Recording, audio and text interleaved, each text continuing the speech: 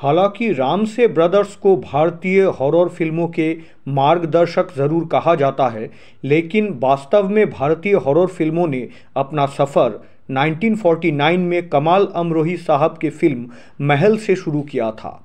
ये आश्चर्यजनक लग सकता है, लेकिन ये सच है कि प्रसिद्ध गायक और संगीतकार हेमंत कुमार ने बतौर निर्माता के रूप में बॉलीवुड में 3 सस्पेंस हॉरर फिल्मों का निर्माण किया। इन फिल्मों का नाम है 20 साल बाद, कोहरा और बिन बादल बरसात। सन 1962 में बनी फिल्म 20 साल बाद प्रख्यात रहस्य औपन्यासिक सर आर्थर कोनन डॉयल के उपन्यास the hound of the Baskervilles और प्रख्यात Bengali horror story writer Hemendra Kumar Roy के उपन्यास निशाचरी विभीषिका पर आधारित है। 1962 की सबसे ज़्यादा कमाई करने वाली हिंदी फिल्म थी 20 साल बाद। फिल्म की कहानी कुछ इस प्रकार है। चंदन घाट में एक अमीर ठाकुर ने गांव की एक गरीब लड़की से बलात्कार कर दिया। इसके बाद वो लड़की आत्महत्या कर लेती है। कुछ दिनों बाद ठाकुर की हवेली से कुछ ही दूर पर एक दलदल से देर रात जमींदार को एक लड़की की पायल की छनकार और गाना सुनाई देती है। ठाकुर रहस्य को सुलझाने के लिए देर रात दलदल में जाता है, लेकिन अगले ही दिन सुबह उसकी लाश दलदल से मिलता है। गांव वालों का मानना है कि उसी लड़की की आत्मा ने उस ठाकुर की हत्या की है। ठाकुर के बेटे और भाई का भी अचानक उस हवेली के अंदर मौत हो जाती है। इस घटना के ठीक 20 साल बाद ठाकुर के पोते कुंवर विजय सिंह चंदन घाट में आता है। देर रात रेलवे स्टेशन पर उतरने के बाद कुंवर विजय सिंह की मुलाकात स्थानीय चिकित्सक डॉक्टर पांडे से होता है। गांव वालों ने कुंवर विजय सिंह को उस पुश्तैनी घर से दूर रहने की चेतावनी देती है जहां उसके पूर्वज मारे गए थे। डॉक्टर पांडे भी कुंवर विजय सिंह को जमींदार की हवेली और उस दलदल के बारे में सावधान कर देते हैं, लेकिन विजय अभी भी वही रहने का जिद करता है और अपने हिफाजत के लिए एक जासूस को बुलाता है।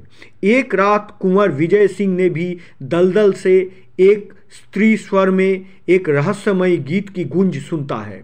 आवाज़ को समझने के लिए विजय सिंह दलदल के ओर भाग पड़ता है।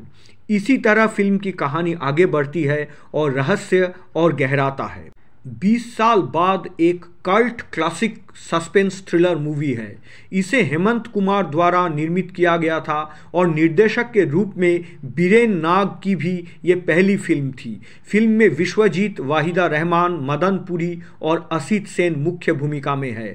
इस फिल्म के निर्देशक वीरेन नाग साहब इस फिल्म के निर्देशना देने से पहले द लेजेंड गुरुदत्त के प्रोडक्शन यूनिट में आर्ट डायरेक्टर या कला निर्देशक के जिम्मेदारी संभालते थे। उन्होंने 14वीं का चांद, प्यासा और सीआईडी जैसे फिल्मों में आर्ट डायरेक्शन की जिम्मेदारी संभाले थे। देर रात की भूतिया रेलवे स्टेशन, बग्गी, जमींदारों की रहस्यमय हवेली, दलदल, हत्याएं सब मिलाकर फिल्म 20 साल बाद एक ज़बरदस्त मर्डर मिस्ट्री मूवी थी। इस फिल्म के सारे गाने भी बहुत लोकप्रिय हुए थे, खास करके हेमंत कुमार के आवाज़ में बेकरार करके हमें यूं न जाइए, आपको हमारी कसम लौट आइए, या फिर नज़रों से कह दो जी, और कहीं दीप जले कहीं दिल ज़रा सामने आके परवाने। लता मंगेशकर जी के आवाज़ में ये गाना तो आज भी मन मोह लेता है। वीरेन नाग ने अपने अगली थ्रिलर कोहरा में भी विश्वजीत और वाहिदा रहमान की उसी प्रमुख जोड़ी को दोहराया।